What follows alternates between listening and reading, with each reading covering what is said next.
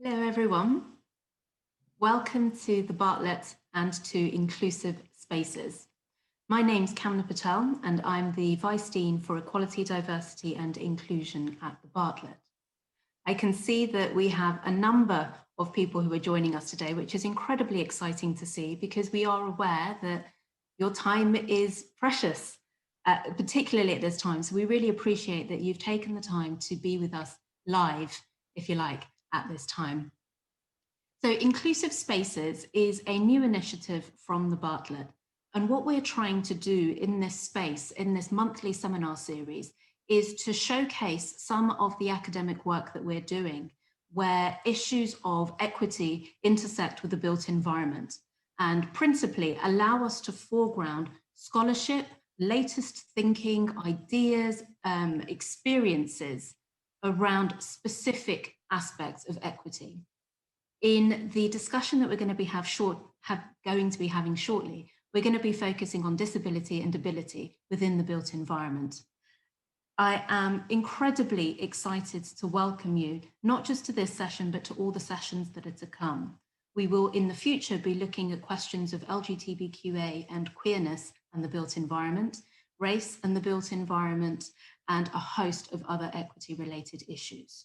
It is my sincere pleasure to welcome Joss, Natasha and Raquel, who are going to be kicking off, and I have every confidence setting an exceptional standard for the rest of us to try and keep up with.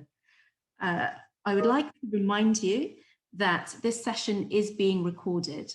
And so we will be making a recording of this available to everyone who registered for this talk, so you can watch it again. And it will also be available in the future to current students and to future students as a resource for their own learning and knowledge of the built environment, of what it is and what it can be. The hashtag I've been asked to remind you is hashtag inclusive spaces. So if you're on Twitter, please do tweet about this and to help us disseminate the work that we're doing within the Bartlett and the ideas that you're going to be hearing. Without any further ado, I would like to pass over to Joss Boyes. Joss is the course director of the MSc Learning Environment, and in her capable hands, we will be led through this super interesting, exciting, and necessary discussion around ableism and the built environment. Over to you, Joss. Thank you, Kamna, and thank you. Welcome to everybody who's here. Very nice to have you in the room. I am, as Kamna said, course director for the MSc in Learning Environments, but really what I want to talk about in this session, together with Raquel and Natasha, is the work that I've been doing as part of a group that was started in 2008 called the Disordinary Architecture Project. And the aim of that group has always been to promote activity that develops and captures models of new practice for the built environment, led by the creativity and experiences of disabled artists. So when co-founder Zoe Partington, who's a partially sighted artist, and I got together originally, we were really interested in thinking about how one could actually bring diverse disabled voices into architecture when, although there are many, many people working in the built environment disciplines who have an impairment, it's something that you hide. It's something you tend not to disclose. And so raising the possibility of having very creative discussions that really forefronted disabled people's creativity, their various experiences of the built environment. Working with artists seemed like a very good way of doing that. And the second thing about that is, here it says, modes of new practice. This is not just about us being kind of an alternative access consultant. It's actually about really rethinking completely how we understand disability and ability within the built environment. So, as most of you will know, there is a normative way of doing that. It is around very functional understandings of disability and a kind of end of the process set of activities where we engage with disabled people at the end as a kind of oddity who have to be included when we've already excluded them. And we do it through these really banal access design guidance and regulations. And so the Disorderly Architecture Project comes from somewhere really different, which is here. It's from the enormous creativity of disabled artists. It's from the kind of great richness of starting from difference as a way of understanding and exploring and opening up the world to different ways of being, really, and learning from that. And I speak as I come to this, I'm the token architect in the group, and I would call myself non-disabled, and so I'm really interested in what counts as allyship. So the way that we always work is by working together in different ways with disabled artists, designers, architects, and co-developing alternative ways of engaging with the built environment. And those often start very directly with our own embodiment, whatever that might be. So we're going to start today very directly through the work, the things that Raquel will do next, about what that means, how one might really engage with these processes very differently. Raquel will start, and then Natasha will follow on. And I'll ask them both to introduce themselves in the way that they want to. So if I stop sharing, and Raquel, I hope we can go on to you.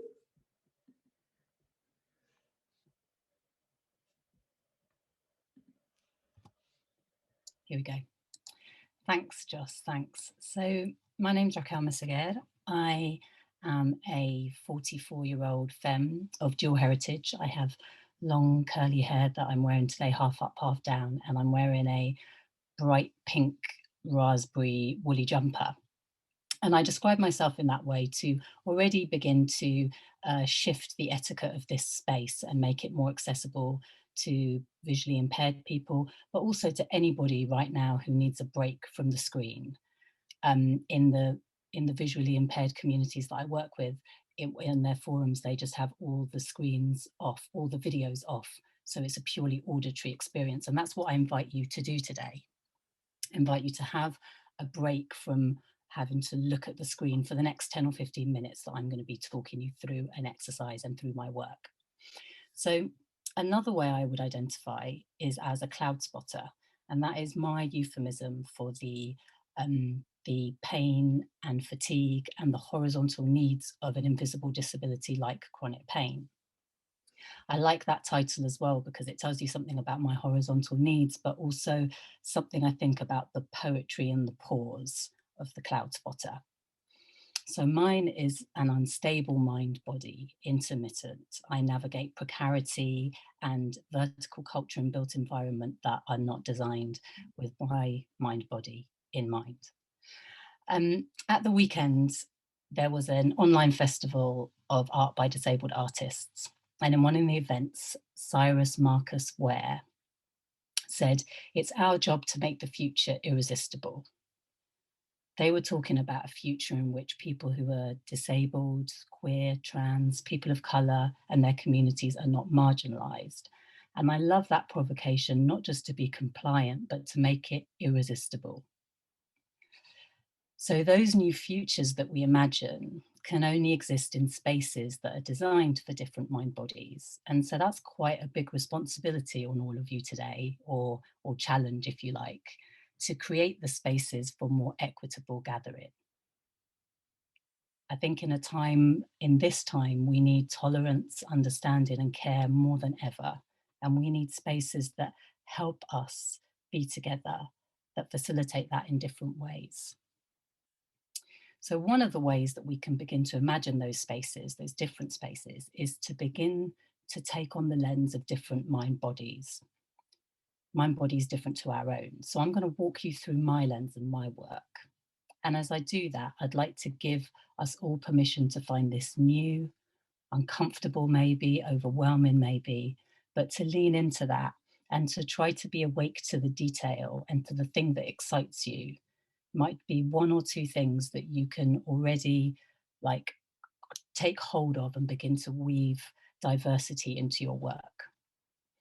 So like Joss said, we're interested in modes and processes and practices. So I'm going to take you through an embodied exercise because I think coming back into our bodies is something we don't do enough at the moment. So I'd like you to start by sitting in your chair or wherever you are sitting and noticing the shape of the way you're sitting. Notice the architecture, if you like, and the shape of that. And notice how you feel. And that might be hard to describe. It might be something, it might be a color or a flavor. It might not be, it might be an emotion, but just try to notice how you feel inside your body right now. And then I'd like to invite you to really slouch wherever you're sitting at the moment, kind of really indulge in like the worst posture you can imagine. And take a moment to be there and again, notice that shape. And notice how you feel inside, not what it might look like from the outside or how we might read it from the outside, but what it feels inside your body to you today.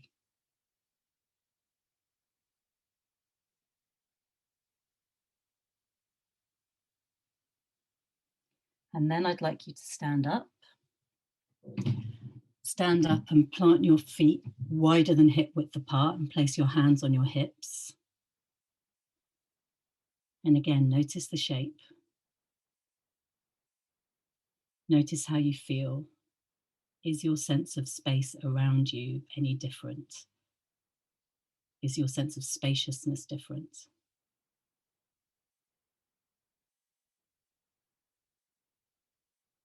And then I'd like you to go and stand with your back against a door or wall. Hopefully you can still hear me, but stand with your back right up against the wall. And again, notice what that evokes for you.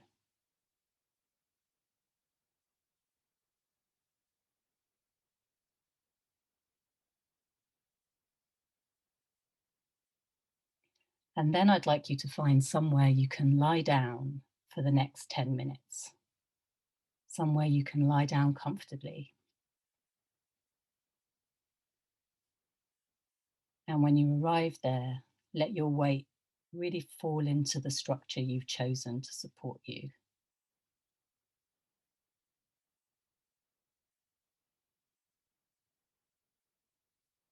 And notice how you feel. So in 2016, I set off a security alert by lying down on the 6th floor of the South Bank Centre. I'd begun to experiment with lying down in public spaces so that I could be out in the world for longer. And I got kicked back quite a lot. I got moved on, but this was the first time I'd triggered a security alert. And in response to that, I began collecting people's stories about times they've tried to rest in public. So I sent a call out to anybody who is neurodiverse or has an invisible disability or a long-term condition. And people started sending me these very frank and truthful telegrams about how they navigate the built environment. My project, A Crash Course in Cloud Spotting, is an audio installation that tells some of those stories. Now, the gem of that project for us was that we discovered that when we lie down, our sense of self is very different. We're generally more open, more vulnerable. And when we lie down for a kind of longer period, we begin to take in information and to listen to stories differently. We found that words land in the body, can land in the body differently, which is why I'm asking you to lie down for the next 10 minutes as an experiment in what it's like to be together differently and to listen differently. And so that you don't feel like the need to sit up and write down take any notes. If there's something you really, really want to remember, I'm going to teach you a mnemonic. So if there's a thought you want to remember, circle your finger with another finger 3 times, and do that on a separate finger for each thought, and that will help you recall it at the end of my talk. So I have been using rest to disrupt the etiquette in public spaces in works of art and in public interventions for the last couple of years.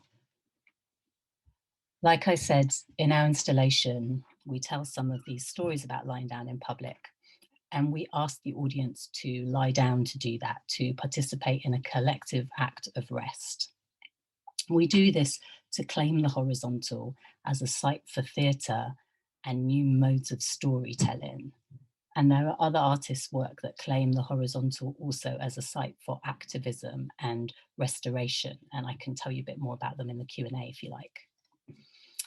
Some other ongoing projects of mine include a photo documentary project called Crap Ceilings, in which I record the many ceilings I have rested under, public ceilings I have rested under in the last few years.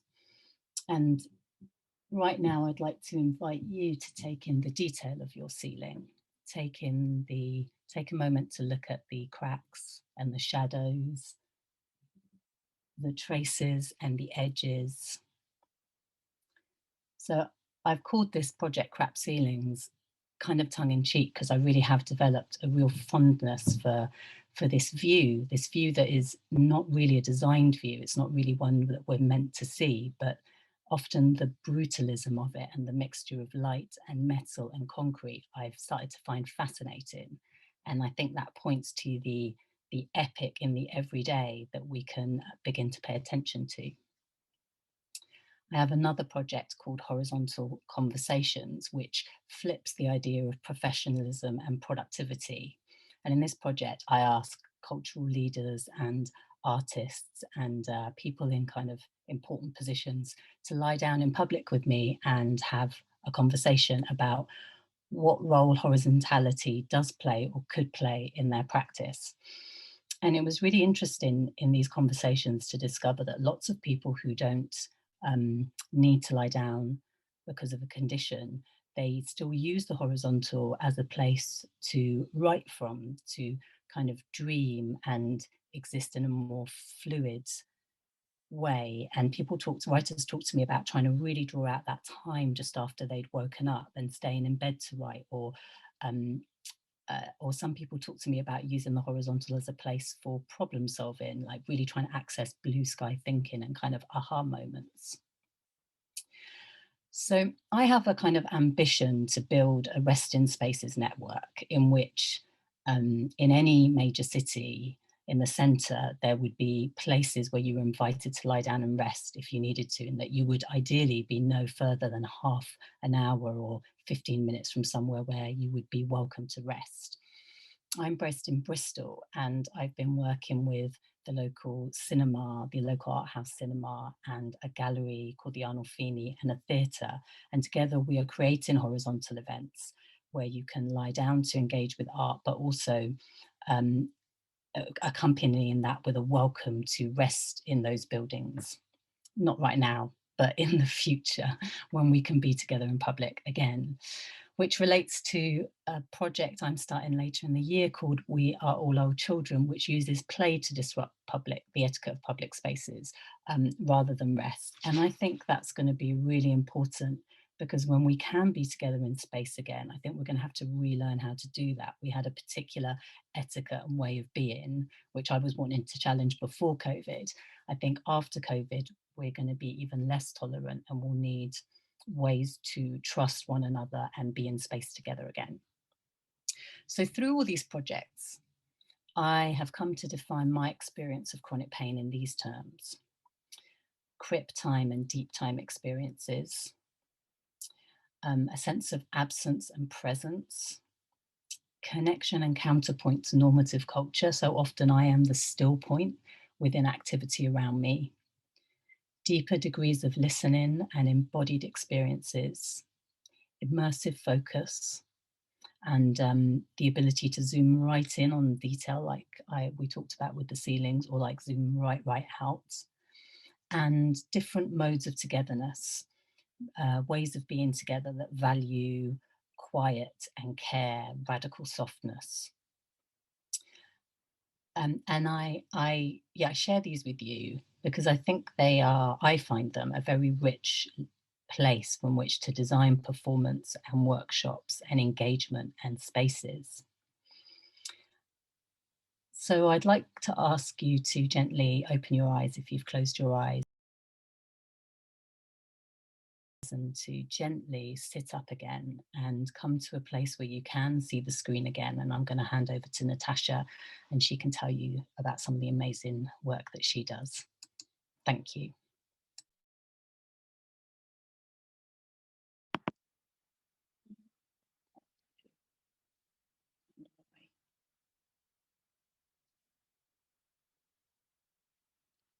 So, as you know, I'm Natasha, and I'm here to share my practice. I do work across multiple modes, so it does include the built environment.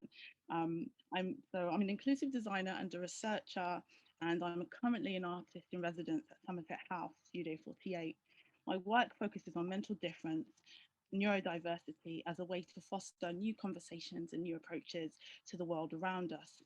Neurodivergent refers to those who experience and process the world in distinct and unique ways due to neurological differences, including but not limited to autism, dyslexia, dyspraxia, learning disabilities, Tourette's, ADHD, and adverse childhood experiences, ACEs. The term mental difference will be used also as this is inclusive of persons living with a dementia, and there are several. Before I go on though, let's do a tiny bit of jargon busting. So what is neurodiversity? Neurodiversity is a relatively new term created in 1998 by sociologist Judy Singer.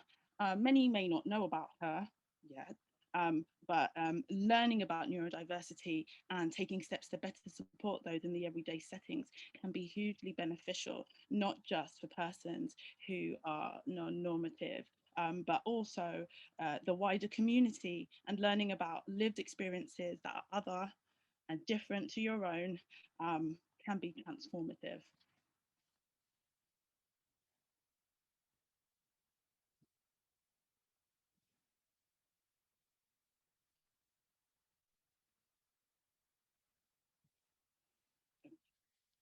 Oh, oops.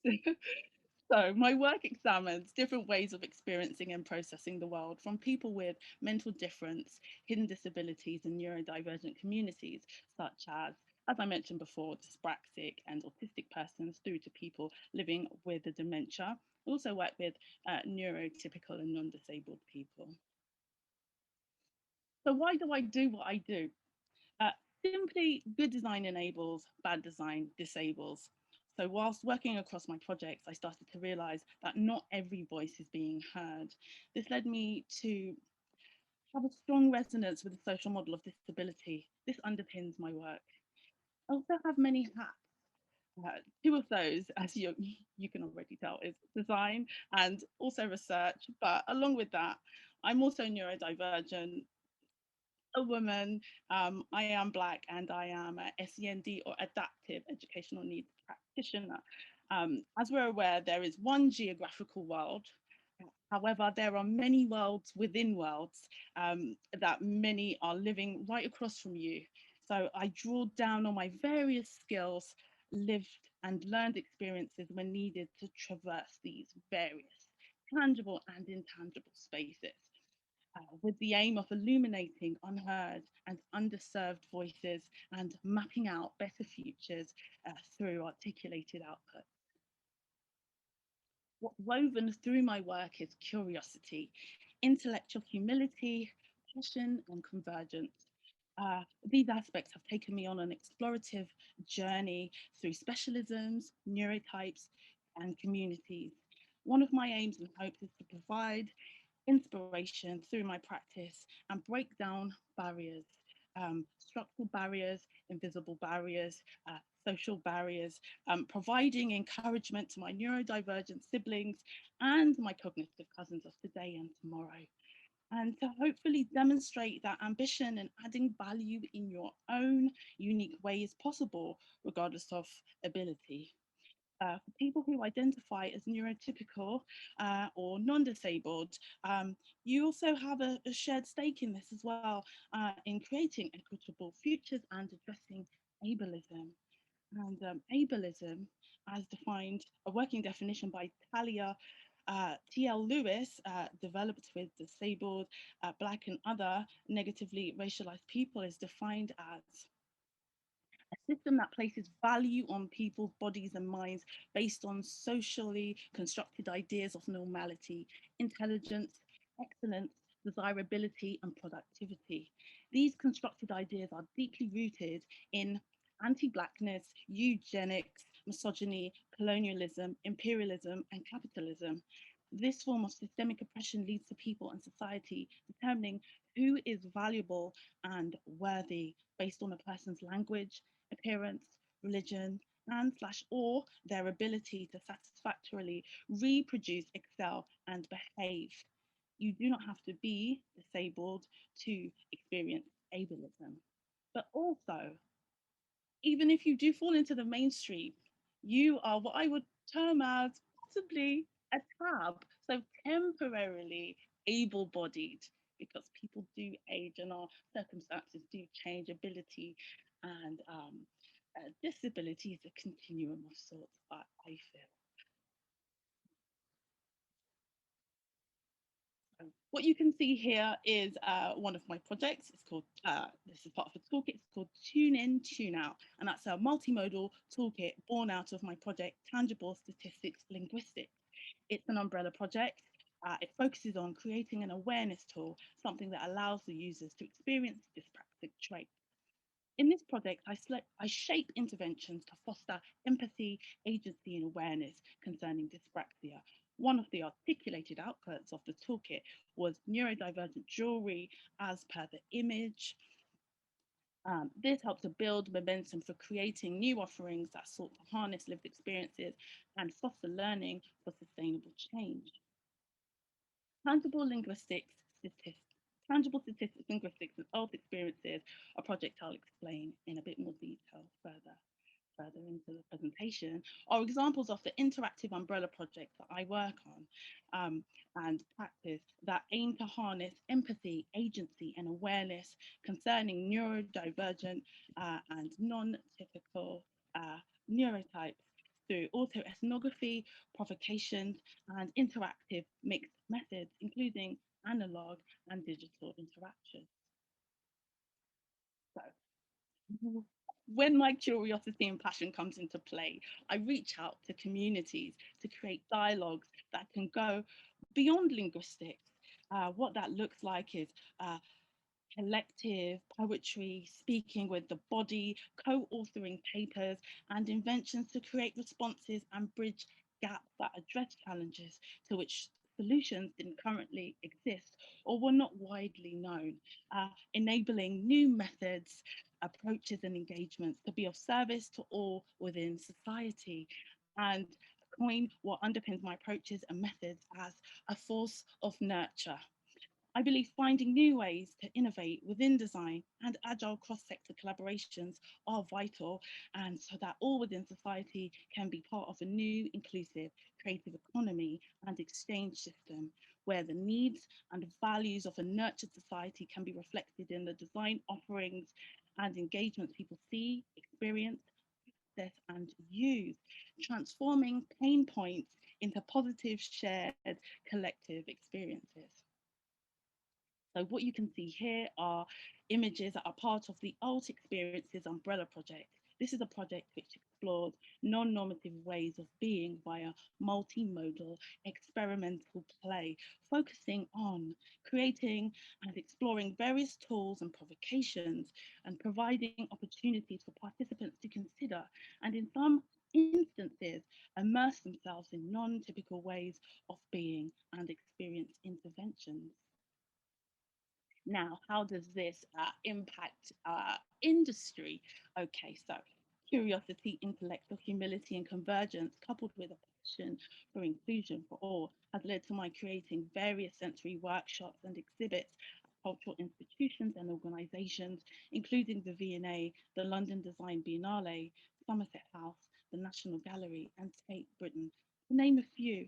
This image shows one of the projects I worked on recently, a research project with the Wellcome Trust and the Royal College of Art, Helen Hamlin Timber, and it's called Design in the Mind. And this project focused on joint creation and engagement with neurodiverse groups and neurodivergent, non-typical individuals, with the aim of enabling Wellcome to improve its approach to inclusivity by addressing issues surrounding cognitive, physical and digital access to the Wellcome Hub and its resources for a variety of users. This involved looking at the ways in which Wellcome engages and co-creates with neurodiverse audiences, with a focus on collaboration, research, and public engagement. So the toolkit, one for the hub and one for wider Wellcome, which includes the built environment. The toolkit seeks to complement and build on the emergent and expanding inclusive offerings at Wellcome. So this image shows just one of the many articulated outputs that range across various modes and access and entry points. So I know that the mundane and different lenses are pertinent and is a thread that runs through Raquel's work and sort of what ordinary architecture focuses on. That leads to this commission. It's within the same thread, looking at the mundane from a different standpoint. So I was commissioned to create a short film as part of Hyperfunctional Ultra Healthy by Somerset House. It explores non-normative perceptions and experiences of the everyday, trials, triumphs and challenges through the contributions of its participants, who have each worked with myself to develop a verse of the narration. The film invites audiences to consider non-normative lived experiences and ways of being, turning lived experiences into learned experiences. So I quickly stop this share and then start another share to show you that film. It's a 3-minute film.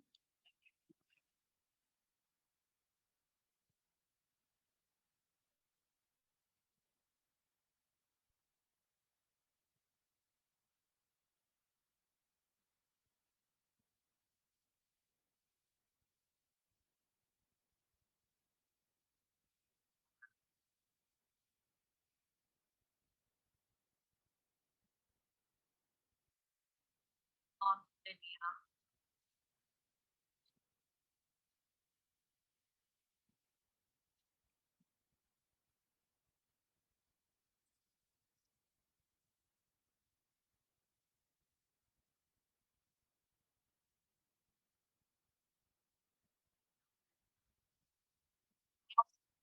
Future.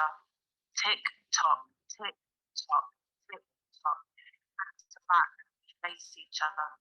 Back to back, we face each other. Back to back, we face each other. Non-linear. Cycles, rhythms, spoons, move. Cycles, rhythms, spoons, move.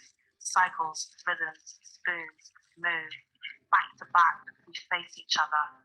Past, present, future. Cognitive siblings, spiritual cousins. Past, present, future.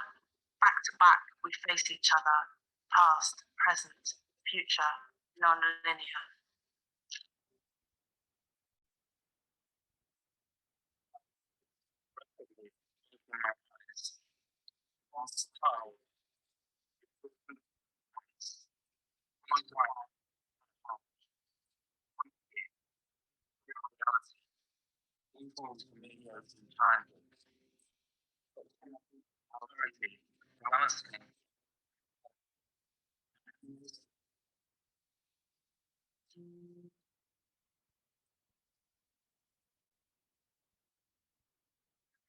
Sunlight, moonlight, dancing through numbers, stellar brightness, sharing my light.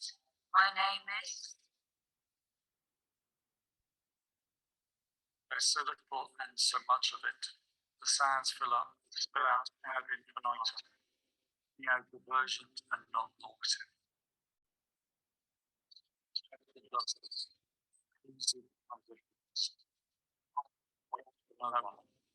Onward with the recognition.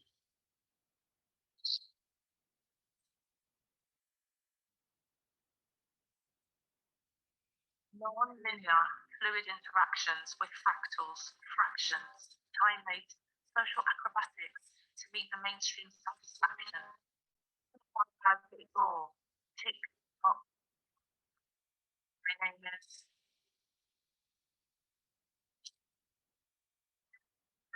future. Past,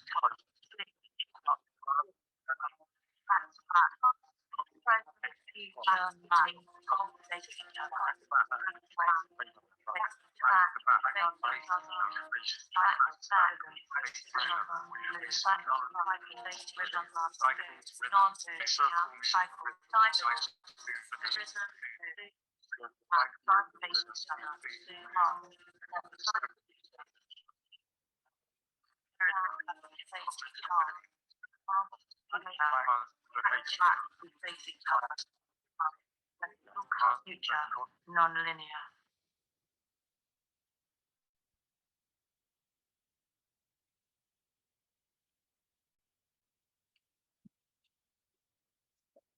Share now. Okay, so I guess I would like to end with a provocation to those joining us in the Zoom today. So my proposition is, to those that work in the creative fields or within agile teams, how can you contribute to more equitable futures through your practice, and what potentialities might a new lens or perspective open up in regards to thinking and approaches within your field? I can add the link in for the video as well at the end, but yeah, so lots of food for thought. Thank you. Thank you so much, Natasha. Every time I see that film, I get more from it. So that's a really enjoyable thing. Okay, I would also like to share my screen and just finish off with a few very quick comments about trying to bring some threads together, but also recognizing the very diverse and really important different voices that Disordinary Architecture aims to bring to the wider discipline of the built environment, and in terms of thinking about inclusive spaces in a much richer way. So I'm just going to finish by what I would call Disordinary Architecture Project's 4 big claims. Some of you might not find these big claims, but in terms of how normatively access and inclusion is dealt with within the built environment, through this incredible kind of retrofitting of banal design solutions. I think these are quite radical, and they absolutely build on the work and the conversations that Natasha and Raquel have just had with you. So the first claim is we have to re-embody the practice of built environment education and professionalism. The kind of idea of a neutral professional actually often distances us from the realities of different ways of being in the world, including the complexities and nuances of our own ways of being in the world. And so that means putting it into a bigger picture. What is it about bodies and body minds? What is a kind of ideal body? Who counts as normal? Who is left out?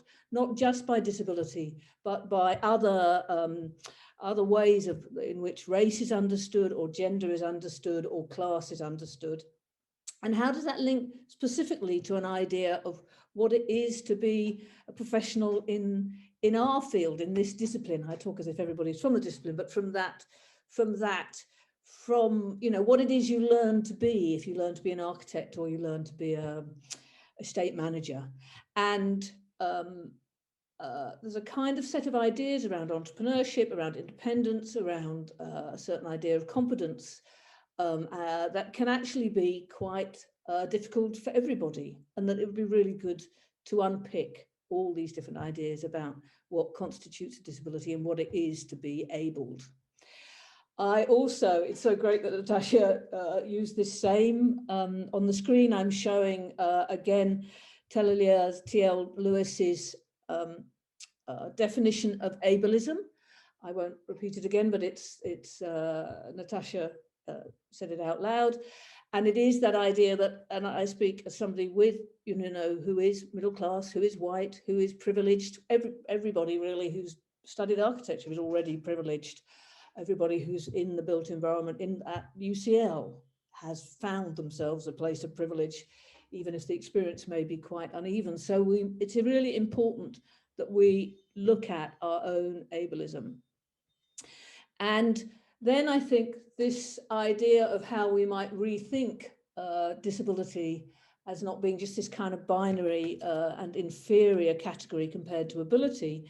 One of the techniques we use in disordinary architecture is something called fitting and misfitting, which is from a very renowned disability studies scholar called Rosemary Garland Thompson. And the idea about fitting and misfitting is that it's completely relational. It's always about your who you're with and what the built space is like. And it's also saying that if you fit, if actually your relationship to the built world is mainly pretty smooth, you don't really notice stuff. You don't have to think about it hard.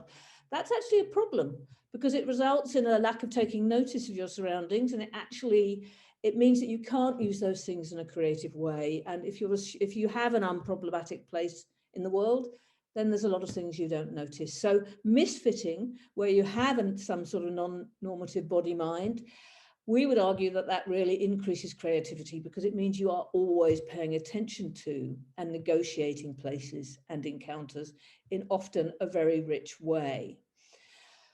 So that leads to claim number 2, which is that disability is in fact a creative generator. It's not some drag on design or development. It's actually starting from difference is a really valuable place to begin.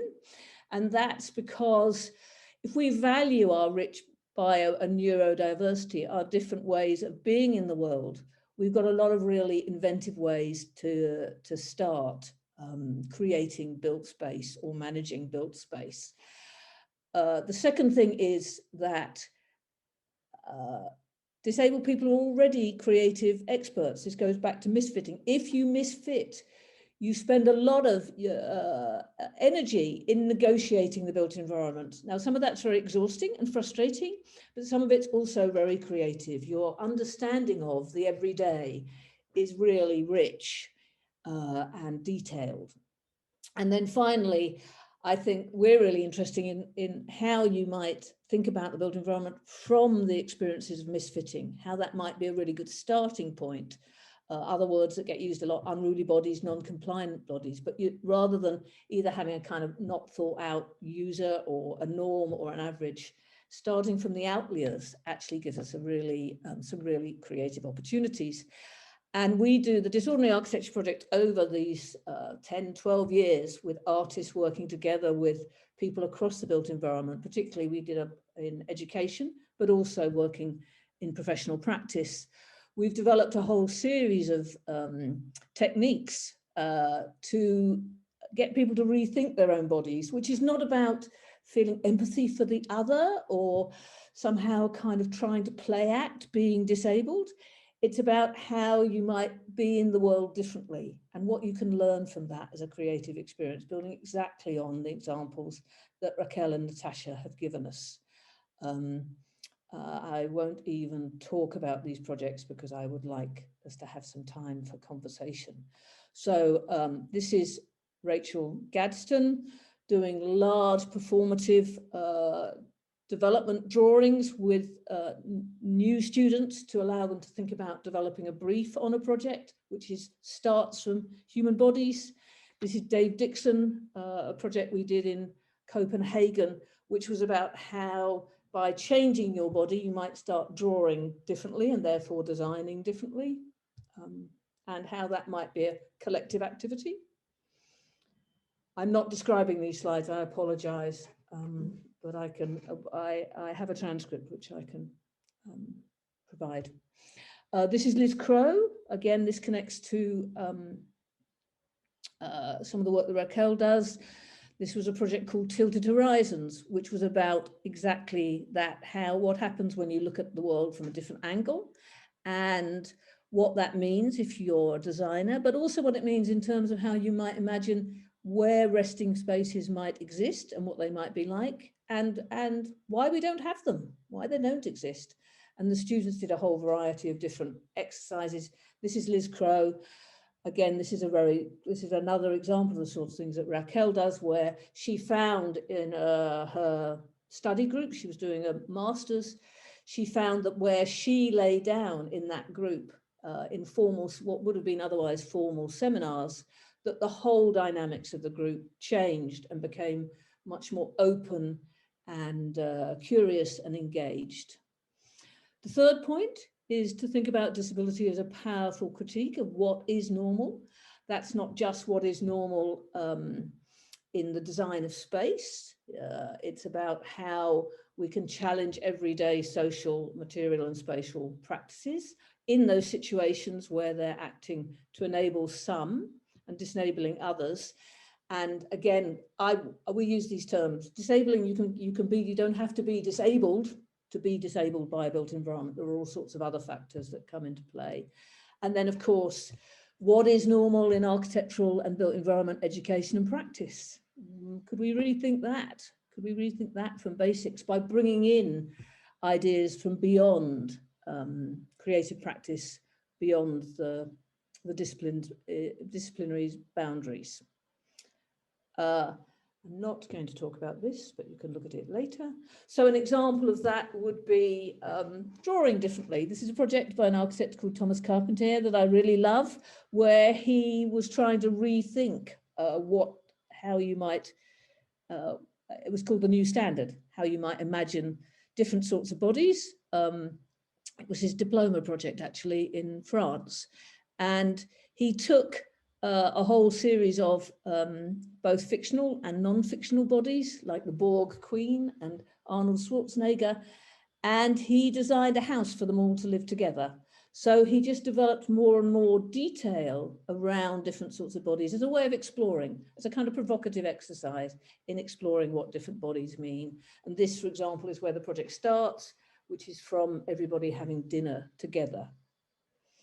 This is Aaron Williamson, who was in that very first slide that I showed at the beginning. He's a deaf artist, and he's been working with Manijay Verghese at the Architectural Association on a project that's called Disrupting Behaviours. So it's exactly looking at how you can breach norms, both in terms of built space, but also in terms of what constitutes educational or built environment practice. And the students produced, their portfolios were really very different to anything that to anything conventional anyway. And finally, I just wanted to mention a project which has been happening at the Bartlett since 2018, which is called Architecture Beyond Sight. It was commissioned by the dean, the previous dean, Alan Penn, and then Christoph Lindner's been fantastically supportive. Architecture Beyond Sight is a foundation program for blind and visually impaired people to become architects. And it isn't about just enabling somehow blind and visually impaired people to sign on to conventional architectural courses. It's about thinking about how those courses would need to change. What makes an inclusive workshop, how you might have different sorts of design methods. Could you design a building entirely using words? Really rethinking the nature of the dominance of the visual in particularly in architectural education. And it was led by disabled artists, by blind and visually impaired artists and architects. And this is Carlos Pereira, who's a blind architect from Portugal, here with some of the blind tutors involved. And he showed us some of the many methods that he used. And then we've run this course. It's an intensive 1-week residential study course. And we've run it with 18 blind and partially sighted participants. Last year, we weren't able to run it, the year before last, we weren't able to run it last year because of the pandemic, but we've got participants lined up ready to do it when it's possible. This is Chris Downey, a blind architect from America. And here are some of I'm clicking through slides showing a range of the kind of things that happened. This slide shows a blind craftsman from Tasmania called Duncan Murding, who worked with the students in the workshop on a very typical foundation project, which was called A Box of Feelings. and they made these very beautiful boxes.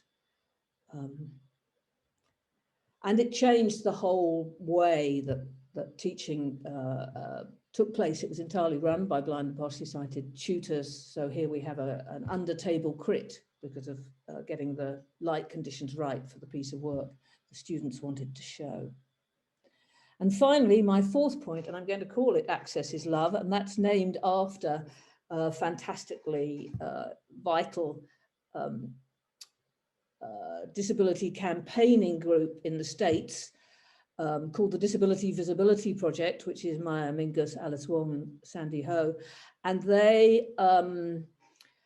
they've basically been developing over the last 2 or 3 years a whole set of way of working, which is about how you can think about access as a collective project, as an engaged project, as one that everybody has responsibility for. So this way of understanding access and inclusion is not that there is some sort of final design solution, but that it's relational, it's multi-layered, it's intersectional. It goes beyond identity categories. You're no longer kind of saying, right, well, this is what people who use wheelchairs need, and this is what blind people need. But it's actually saying, what are the kind of affinities in the different ways that people use space and are in the world, and what are the differences? And to recognize that there will be contradictions and gaps. These are emergent shared practices that will never be finished, and they'll always be wrong. They'll have parts that don't work for everybody, but that's all right. That's part of you're always trying to make things to move forward. And so that notion that we even move beyond a language of access and inclusion towards a process of collective care, which does actually use words like social, spatial, and material justice. It's actually interested in justice, not just somehow including a previously excluded group. And from my point of view, as somebody who's quite academic, but also as somebody who's just really curious about why, my background's in feminist architecture, actually, in community-based practice, and at a certain point, I just really didn't understand why disability was treated in this very different way, as a kind of ahistorical functional category. And I just started reading around and found how much extraordinarily good work there was in disability arts, disability scholarship, disability activism. All this stuff is here, and a lot of it is talking about access and inclusion, but it somehow doesn't penetrate built environment disciplines. And that's, I just don't understand why, really. So there's a lot of work specifically about access. There's a lot of work thinking about different sorts of bodies and offering up diverse narratives from disabled people, creative people. There's a lot of work that's intersectional, that's thinking about disability across race, across queerness, across class. And over those years, I think that the Disordinary Architecture Project is also itself beginning to build kind of a whole set, a kind of body of knowledge, which is through, it's richly informed by all that other activity that's going on. It's richly informed by the 25 artists who are quite regularly involved, and the wider network of artists and educators and professionals who help us build up all the time a kind of better understanding and a better way of working. So I'm going to stop sharing there, although you're welcome, of course, to have some of those references. And I just wondered, I'd just like, I know time is very short, but Raquel, we talked, when we were just prepping for this, we talked a little about what happens next, that part of what we're arguing for, you can see, is we're asking people to actually think about, reflect on themselves and reflect on their own practice. So Raquel, if you just wanted to, and then Natasha, just to finish with a kind of note to self. Yeah, I wanted to really ask everybody, because I know that we can engage in these things and then they can become a little lost. So I wanted to invite everybody who's listening to put a date, a notification in your diary for in 1 month's time to reflect back on this time together. And what are the couple of things that really excited you, that you'd really like to try and hold and think about how you can start to weave that into your next project. So really think about applying one of the things that interested you most. And I'd suggest that along with that, that you develop an idea, even a starting point for an embodied practice, because so much of this can become abstract, but coming back to the body and what you need and how you feel as part of your practice. And I'd also love you to, like, you know, what we think about is very much influenced by what we're fed by, and that is influenced a lot by our social media. And so please do add a couple of disabled voices to your feed, to your Twitter, your Instagram. I've got a couple of examples here, but I'm not exactly sure where I can post them. I'm not sure if there's any time to answer any of these brilliant questions, but I'll let Natasha leave you with her thoughts, and then maybe, I don't know if there's a possibility to answer questions for 5-10 minutes. Thank you. Thank you. Natasha, did you? Yeah. Yeah, and building on what Raquel said, you know, with finding the voices are there. So once you found a voice, and there's an aspect of what you've discovered that resonates with you, think about how you can use that in your practice. How can you, through your contribution, because it's a collective effort, to a more, how can you contribute to more equitable futures through your practice, and what potentialities might a new lens and perspective open up? So maybe it might be worth jotting down what's enlightened you and why, and how can you build on that. It might be something very simple to do with, like, something quite mundane, but these new approaches will help to create the step change that we're all working towards. I'm sorry if it's a bit rambling, but I think most of what's been, like, it's mostly been covered, all the points that we really want the audience to think about. So yeah. Fantastic. And I think, because it sounds like we're going to be, looks like we're going to be cut off, whether we want to or not, on the dot at 2. Naushad, can you just say where we could post some of these references? Is there somewhere where we could follow up on the questions, share our responses? We can share them in the feedback email that goes out after this session, if you're comfortable. Yeah, can we answer some of the questions? I'd love to type a few thoughts to people. Is there that possibility? Yeah, we have a couple of minutes if you want to answer a few questions. Live now? Okay, yeah, okay. So this thing about the built environment and homelessness, it's such a big question, because yes, I find that a lot. And when people get really nervous about me lying down, I think it's probably to do with what they've been told about homeless people and what they need to do. If somebody looks like they're bedding down or lying down, what the response is to that, which is such an interesting question. And it's a conversation I'm having with quite a few of the venues as we're trying to find the, like, what is the really humane response, which is probably that it's okay for homeless people to rest in public spaces like art galleries, I would argue. There's a great question in here about starting from designing with empathy, and is the social model of disability a good place to start? And I think it really is. I think it really is a good place to start. It gets more nuanced than that, because I remember reading the social model of disability and kind of going, okay, hang on, I'm being disabled by the environment, but I am able, and that is part of it. But then even if I could lie down everywhere, I would still be disabled at times by my chronic pain. But I think the social model is a great place to start. There's a kind of too many questions for me to have clocked anything else, but you can write to me on my website, but you can also contact Natasha and Joss as well, and I'm really happy to answer questions that way if there isn't the time here. Yeah, and I'm just trying to answer some of the questions directly into the chat.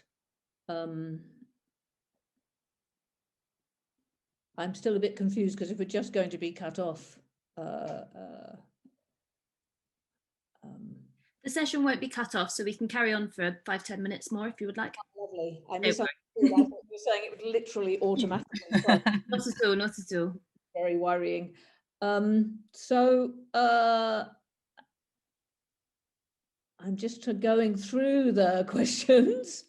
I just wanted to add, I mean, I'd be really interested what both Raquel and Natasha say in terms of, I think that's right about the thing about empathy and designing with empathy, that it is a good place to start. But I would also even say that we tend to use the word solidarity rather than empathy, because although empathy is a very rich notion, it does assume a kind of otherness. It's like, I have empathy with you. You're over there. I don't have to change. I just stay the same, but I welcome you into my world. And so I know that's a very, that might offend quite a few people, but I think it actually can be quite problematic, empathy. There's a lot of work in disability studies about how we might stop using it as a way of thinking about our relationships to each other, because actually what solidarity says, if I have solidarity, I move, I listen to, I engage with, I'm curious about other different ways of being in the world, and I offer what it is that I can do to help make that less discriminatory. And empathy to me doesn't include that. So I don't know whether, Raquel, you have anything, you know, whether you feel it's interesting, you know, I think I'm quite, I try not to use empathy at all, but that may be very, and you, Natasha, actually, because you also use it, can be very productive sometimes, I think. But yeah, I think my thoughts on it are just to not go for the low-hanging fruit, if you know what I mean, question everything. So even with empathy, I did a short project on it. It was a 2-week project on empathy and the different types of empathy, and even that in and of itself can be unpacked, and then you have all these different sort of subcategories. So yeah, I guess the overall sort of lay term of empathy may not always be useful, but I guess if you drill down into it and unpack it and look at that whole sort of type of ecosystem, I guess in that respect, where you can so there's like somatic empathy, cognitive empathy, active empathy, there's different types. I mean, it's all debatable, I guess, but yeah, I guess as long as you interrogate whatever you're doing, and you can justify why you're using it, and that it's done with care and it's useful, then yeah. So I do tend to use empathy, but only because I've broken it down into like all these different subcategories, so I know sort of what's useful and sort of what's sort of pandering almost, isn't it, like pandering to the mainstream. So yeah. I'm not too rambly, I'm not good on the spot, you know. you did fine. I don't know, Raquel, whether you think there are any other questions, sort of urgent questions that we should answer. I'm sorry, I'm trying to go through the questions as we go, but I think you're really right though, just to point out that it's about shifting ourselves, and that's such a good point. Yeah. I don't have anything to add on that at the moment. Well, then I suppose I'm going to, I mean, there's some really great questions in the Q&A. I think questions that are saying, please give us a solution to this problem. It's like that's, within the world of the built environment, that's often what we want. We want these solutions. We're time poor. The whole idea about the embodiment of being an architectural or a town planner is that you just have to pick up stuff really fast and then you have to work on it. And so every time you can have instant data, the better. And I think you can hear us all saying, this is a longer term process about reflecting, working on your own knowledge of the variety of disability, and hearing and listening to different disabled people's voices and their experiences. And that will help you build an understanding of what the issues are. And in terms of the built environment, that's what we do as creatives. We try and understand the problem better. And it's only, I think, with disability that we don't do that. Everything we do is about avoiding the problem, quote unquote, and just wanting to know the answer. And so I think there are no easy answers here. There is not a kind of like, okay, I can tell you what to do there. I can give you examples, I can give you resources, I can tell you people who'd be really interesting to listen to or talk to, I can tell you examples which might help us move on, but they're part of building a body of shared knowledge. They're not the right thing. Again, that's where I'm being very vague. But so I'm afraid I'm not really answering questions which are about tell me what to do questions. Not because they're wrong, but because that's not what we do. That's not why the three of us are here. We can give you the ingredients, but you need to experiment and make things. Yeah. Exactly.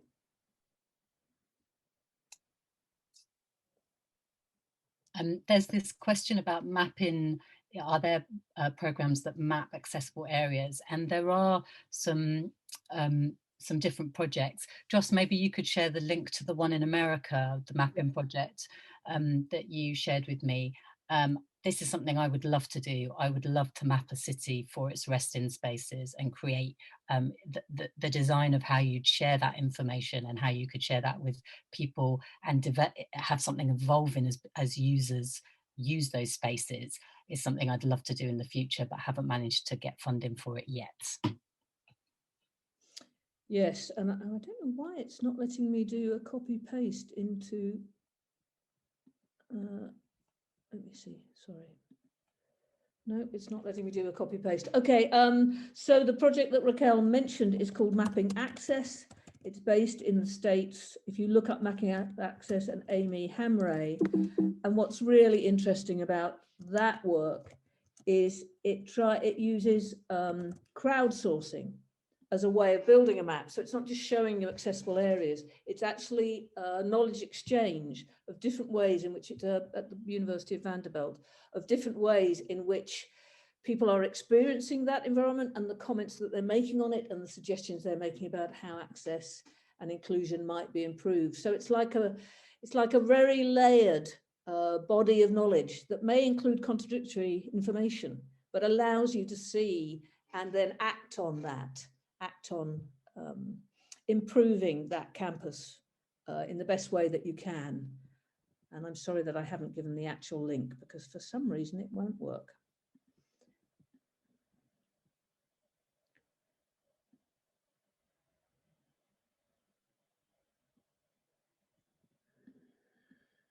Yeah, there's a question here about every disabled person's disability or experience is so unique to them. Like, how can you ever really enter and understand somebody's mind or their particular experience? And I guess we probably can't ever, but that doesn't mean we can't build spaces that are much more supportive of different experiences. With that, I mean, I feel like I haven't encountered a new space in public that asked me to be different in it in a very, very long time. And I think maybe that's a good place to start from. I think one is like, feed yourself with different perspectives and what other people are doing in terms of this kind of work. But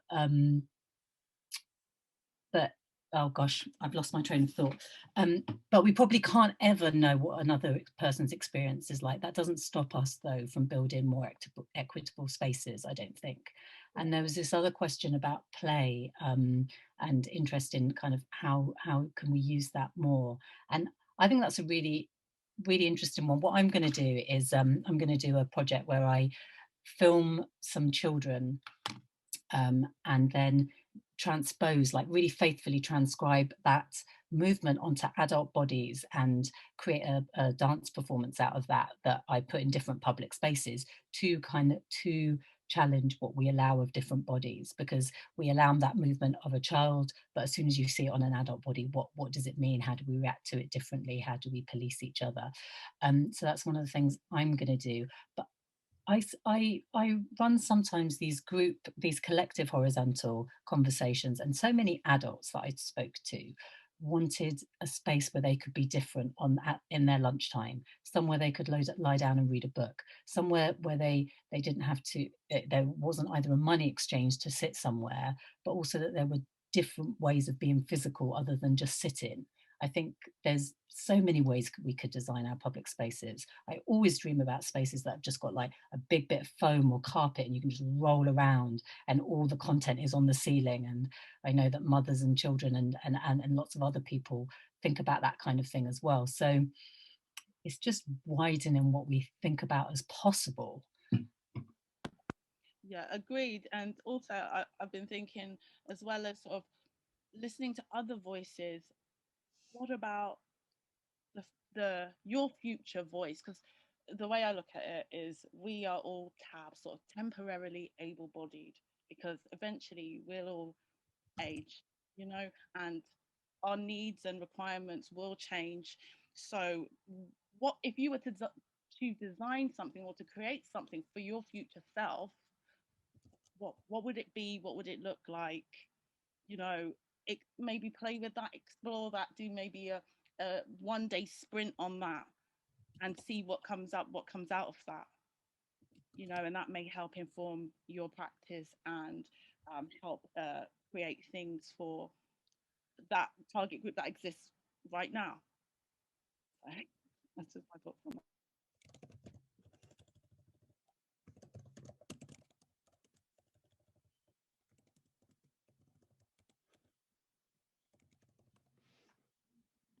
Cool. I don't know if anybody's going to sum up or whether we should just say bye-bye.